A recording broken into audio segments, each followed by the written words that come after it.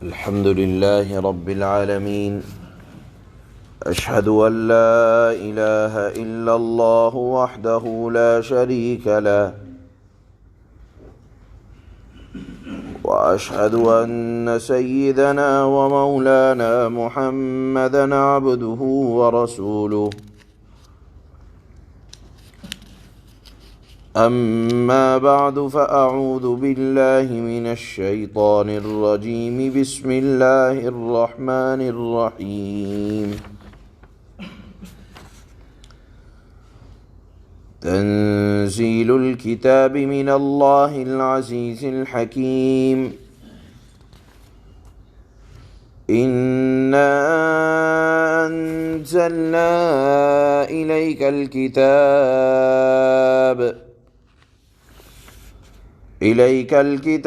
بالحق فاعبد الله مخلصا له الدين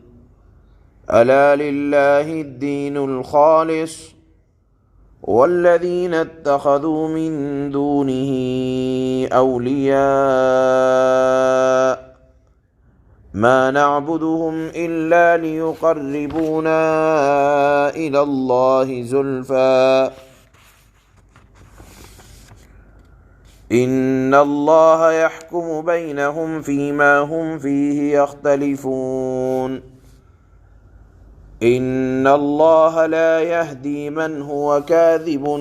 كفار صدق الله مولانا العلي العظيم۔ اللہ کے فضل سے یہ 23ویں پارے کی سورہ زمر کا بیان شروع ہو رہا ہے۔ اس وقت سورہ زمر کی شروع کی 3 آیات پڑھی گئی ہیں، جن کے ترجمے کی وضاحت سے پہلے بہتر اور مناسب ہوتا ہے کہ جان لینا چاہیے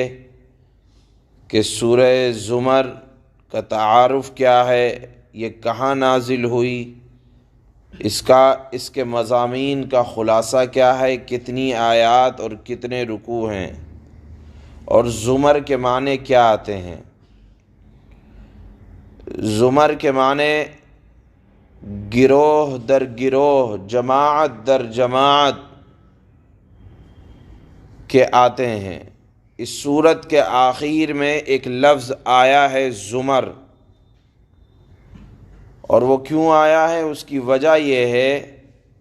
کہ اللہ نے فرمایا ہے کہ دیکھو جو مجرمین بڑے دنیا میں دندناتے پھر رہے ہیں، اللہ جہنم کی طرف ان کو گروہ در گروہ،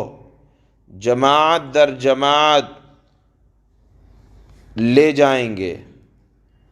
اسی طرح اہل جنت جب جنت میں جائیں گے تو جماعت کے اعتبار سے بڑی بڑی شکل میں جائیں گے۔ اسی گروہ اور جماعت کو زمر کہتے ہیں۔ علامت کے طور پر اس کا نام سورہ زمر اس وجہ سے پڑا۔ یہ سورت بھی مکے کے زمانے میں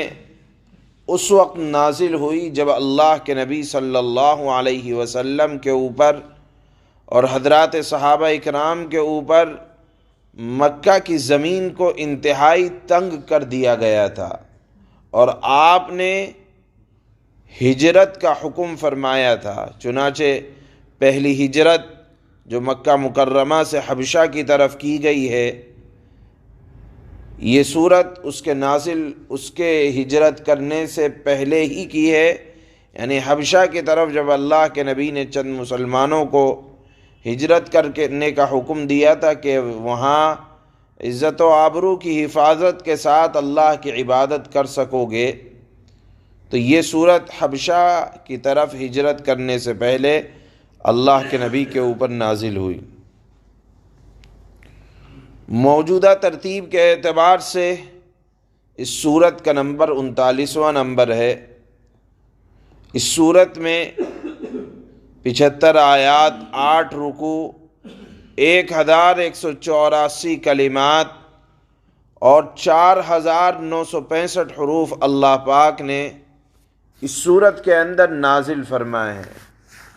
اس سورت کے بنیادی مضامین، پوری سورت کے اندر اللہ پاک نے توحید کے دلائل کو بڑے واضح انداز میں سمجھایا ہے۔ کیوں سمجھایا ہے؟ اس کی وجہ یہ ہے کہ کفار مکہ بھی اللہ رب العزت والجلال کو رب تو مانتے تھے، لیکن ساتھ میں یہ کہا کرتے تھے کہ ہم چھوٹے چھوٹے خداؤں کی عبادت اس وجہ سے کرتے ہیں کہ یہ ہماری اللہ کے دربار میں سفارش کریں گے، تاکہ یہ چھوٹے خدا اس بڑے خدا سے یہ کہہ سکیں کہ ہاں یہ نیک بندے تھے، نیک لوگ تھے۔ اللہ فرماتے ہیں کہ خدا کو اپنی خدائی میں کسی کی شرکت ذرا برداشت نہیں ہے۔ اللہ نے فرمایا کہ ہر طرف سے اپنے منہ موڑ کر خالص ایک اللہ کی طرف جھکو اور اسی کی اطاعت اور بندگی کرو۔ وجہ یہ ہے کہ دیکھو زمین اور آسمان کی پیدائش، رات اور دن کے آنے جانے، اور سورج چاند کے ایک باقاعدہ نظام چلنے کی وجہ سے یہ تمام نظام ایک بات تو بتلا رہا ہے کہ رات اور دن کا آنا جانا، سورج اور چاند کا ایک نظام کے ساتھ کام کرنا، یہ سب اللہ کی قدرت کی وجہ سے ہے، اور یہ تمام نظام اللہ کی توحید کو بتلا رہا ہے کہ اللہ اکیلا ہے۔ اگر چند ہوتے معبود تو نہ تو سورج صحیح کام کر پاتا، ایک خدا کہتا کہ آج سورج نکلنا ہے، ایک کہتا کہ آج چاند کو نہیں نکلنا ہے، تو نظام ٹکراؤ کی شکل ہو جاتی ہے۔ آپ دیکھیں دنیا کا نظام چند لوگ چلاتے ہیں، وہاں بحثیں ہوتی ہیں کہ ایسا ہونا چاہیے، ایسا ہونا چاہیے، ٹکراؤ کی صورتیں آتی ہیں، لیکن ہم دیکھ رہے ہیں کہ کائنات کا نظام، رات اور دن کا آنا جانا، نہ تو کوئی یہ کہتا کہ آج ذرا رات لمبی کر دی جائے، دن کو چھوٹا کر دیا جائے، کچھ نہیں۔ اللہ کے ایک مقرر کیے ہوئے نظام کے مطابق چل رہا ہے۔ معلوم یہ ہوا کہ چلانے والا ایک ہے، اس وجہ سے چل رہا ہے۔ لہذا اس صورت کے اندر اللہ نے اس طرح کے دلائل توحید کے سلسلے میں دیے۔ پھر اللہ نے اسی صورت کے اندر اس بات کو بیان فرمایا کہ دیکھو اللہ کی اطاعت میں ہر وقت لگے رہا کرو۔ اللہ کو اس بات کی کوئی پرواہ نہیں ہے کہ اسے کوئی مانے یا نہ مانے، انسان کا اپنا بھلا ہے۔ اگر وہ ایک خدا کو ایک مانے گا اور جو نہ مانے گا، ناشکری کرے گا، اللہ کو اس کی ذرا کوئی پرواہ نہیں ہے۔ اللہ نے انسانوں کی عجیب حالت اور بالکل سچی حالت بیان فرمائی کہ جب مصیبت آ پڑتی ہے تو اللہ کو پکارنے لگتا ہے، اور جب مصیبت ٹل جاتی ہے تو پھر بھول کر بھی اللہ کو یاد نہیں کرتا، اسے چھوڑ کر دوسروں کی طرف متوجہ ہو جاتا ہے۔ اللہ نے فرمایا کہ اللہ کو مصیبت میں بھی یاد رکھو، اور جب حالات اچھے ہو جائیں تو اس وقت بھی اللہ کو یاد رکھو۔ جو اللہ حالات کو اچھا کرنے پر قادر ہے، وہ اللہ حالات کو بگاڑنے پر بھی قادر ہے۔ لہذا صرف مصیبت میں پکارنا اور مصیبت میں اس کی طرف متوجہ ہونا یہ کوئی اچھی بات نہیں ہے۔ پوری صورت کا خلاصہ اگر چند الفاظ میں بیان کیا جائے تو یہ ہے کہ ایک خدا کی سچی عبادت کرو، اسی کو ایک جانو، ایک مانو، اور کفر و شرک کی اللہ کے علاوہ ساری باتیں جو لوگ کرتے ہیں کفر و شرک کے متعلق، وہ سراسر جھوٹ پر مبنی ہیں۔ اس کے اس کے کوئی ایسے دلائل بھی نہیں ہیں سوائے جھوٹ کے، فریب کے اور دھوکہ دینے کے۔ کوئی دلائل نہیں ہے کہ ہم ان چھوٹے چھوٹے خداؤں کی اس وجہ سے عبادت کرتے ہیں۔ یہ تو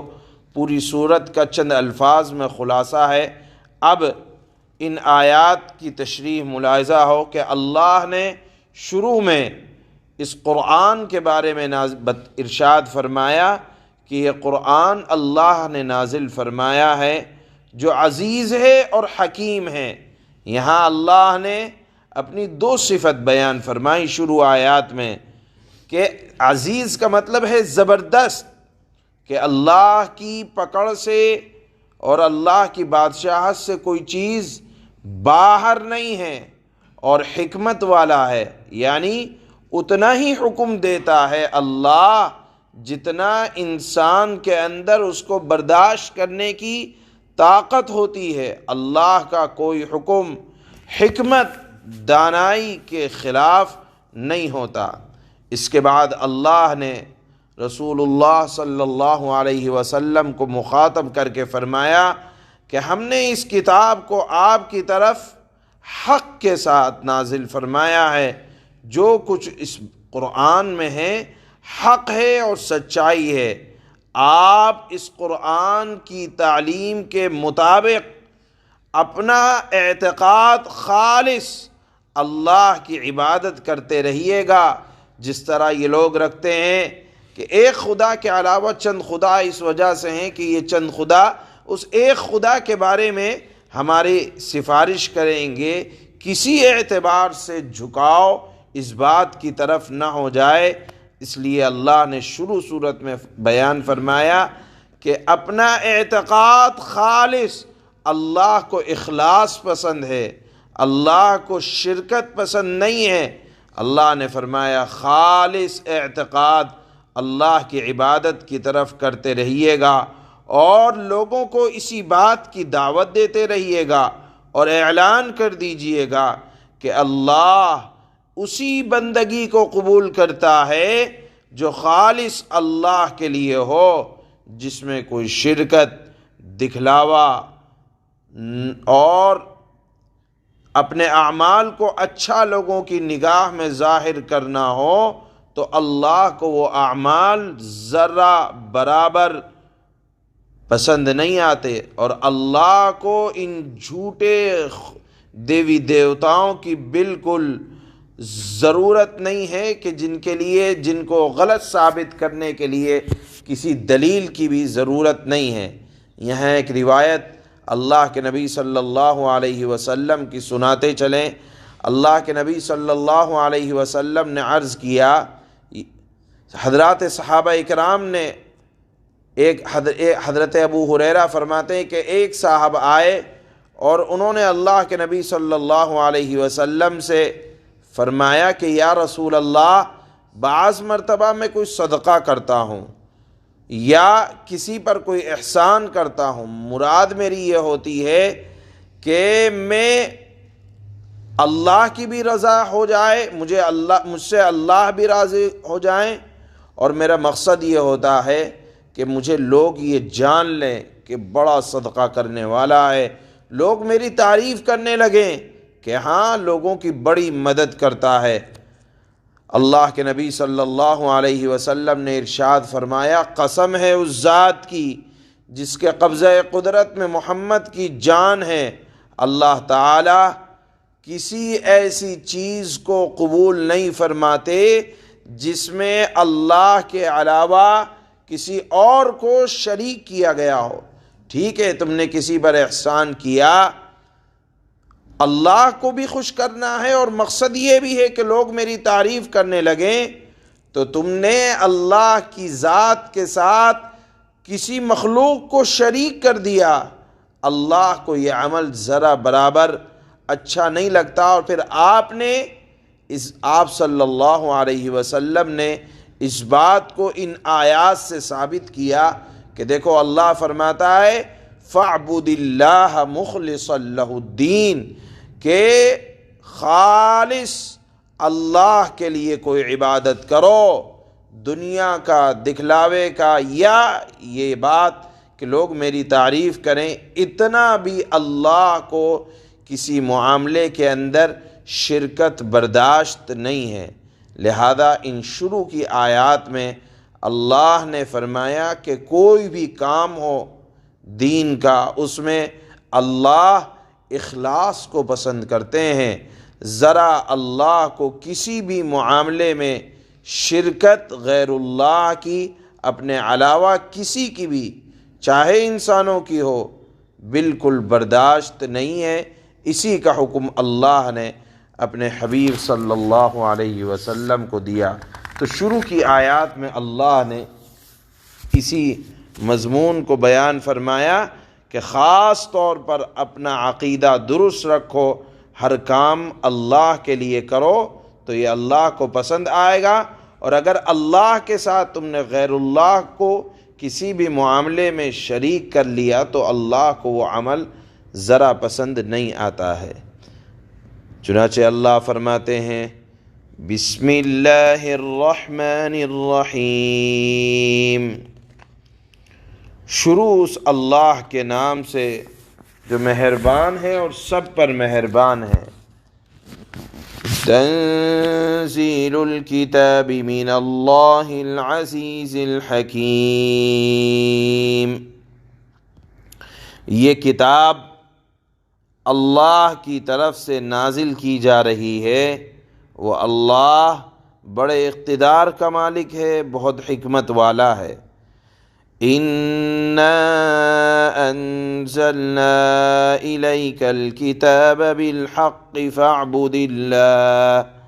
فَاعْبُدِ اللَّهَ مُخْلِصًا لَهُ الدِّينَ، اے پیغمبر بے شک یہ کتاب ہم نے تم پر برحق نازل کی ہے، اس لیے اللہ کی اس طرح عبادت کرو کہ اطاعت و بندگی خالص اللہ کے لیے ہو،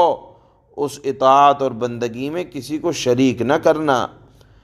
الا للہ الدین الخالص والذین اتخذوا من دونه اولیاء ما نعبدهم الا ليقربونا الى الله زلفى ان اللہ یحکم بینہم فیما ہم فیہ یختلفون ان اللہ لا یہدی من ہوا کاذب کفار۔ یاد رکھو خالص بندگی یہ اللہ ہی کا حق ہے، اور جن لوگوں نے اللہ کے بجائے دوسرے رکھوالے بنا لیے ہیں، یہ کہہ کر کہ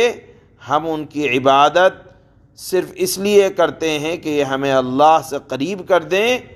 ان کے درمیان اللہ ان باتوں کا فیصلہ کرے گا جن میں وہ اختلاف کر رہے ہیں۔ یقین رکھو کہ اللہ کسی ایسے آدمی کو راستے پر نہیں لاتا جو جھوٹا ہو اور کفر پر جمع ہوا ہو، یعنی جو لوگ کفر کرتے رہتے ہیں تو وہ کفر میں بڑھتے چلے جاتے ہیں، اللہ کی طرف سے بھی پھر ہدایت کے دروازے بند ہو جایا کرتے ہیں۔ سبحان اللہ۔